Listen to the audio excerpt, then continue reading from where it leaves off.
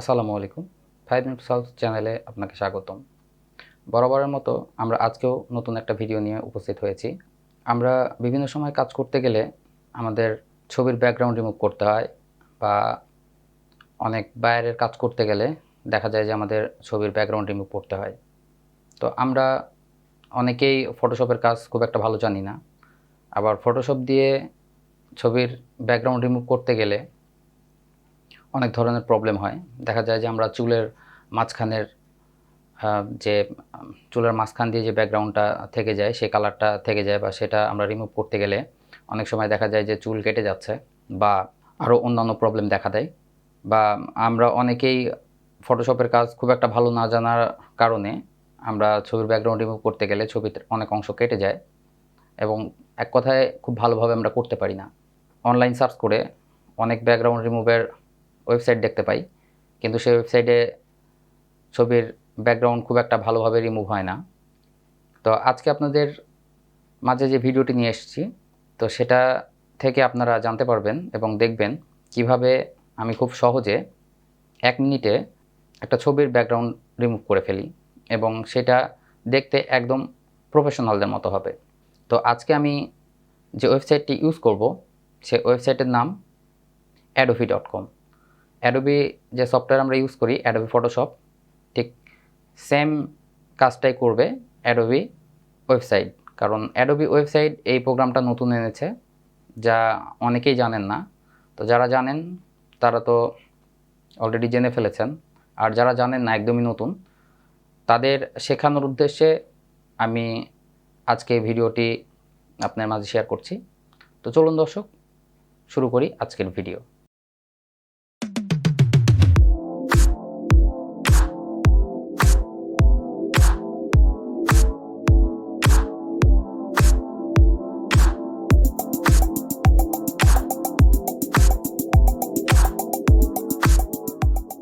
আমরা যেটা দেখব, আমাদের প্রথমে যেটা কাজ করতে হবে সেটা হচ্ছে আমাদের সার্চ করে বের করতে হবে।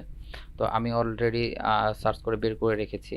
তো আমি আপনাদের দেখাচ্ছি যে আপনারা কিভাবে সার্চ করে বের করবেন। আপনারা গুগলে গিয়ে জাস্ট রিমুভ দ্য ব্যাকগ্রাউন্ড লিখে সার্চ করবেন। আপনারা এখানে সার্চ করলে আপনি দেখতে পাবেন এখানে adobe.com নামে যে ওয়েবসাইটটা আছে, এটা মূলত অ্যাডোবির ওয়েবসাইট। তো এখানে ফ্রি ইমেজ ব্যাকগ্রাউন্ড রিমুভার এখানে লেখা আছে, আপনি এখানে ক্লিক করবেন। তো এখানে ক্লিক করলে আপনার কাছে এরকম একটা ইন্টারফেস তৈরি হবে। তো আপনি এখানে আসার পরে এখানে আপলোড ইওর ফটো এখানে যাবেন।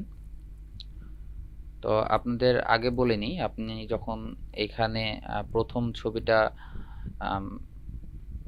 আপলোড করতে যাবেন তখন এখানে আপনাকে সাইন আপ করতে হবে। তো মোটামুটি যারা অ্যাডোবি ইউজ করেন তাদেরও সাইন আপ করাই থাকে।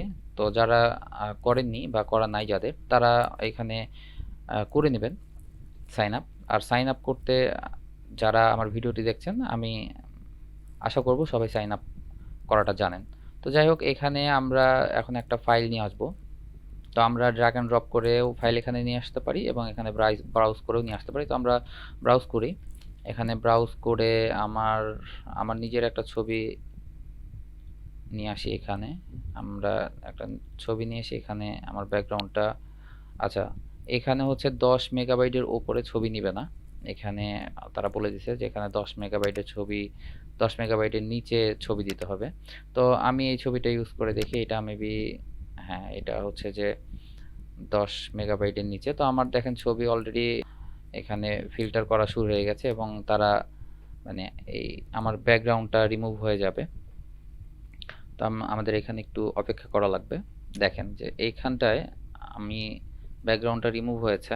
তো এইখান থেকে আপনি যদি ডাউনলোড করেন তো দেখেন এই ছবিটার ব্যাকগ্রাউন্ড একদম সুন্দর রিমুভ হয়ে গেছে। এই কর্নারে যতটুকু আছে এটার কারণটা বলি, এই ছবিটা আরও খারাপ ছিল। এই ছবিটা আমি নিজে একটু এডিট করেছিলাম, যার জন্য এই অবস্থা। আমি যদি নিজে এডিট না করতাম তাহলে ভালো ছবি আসতো।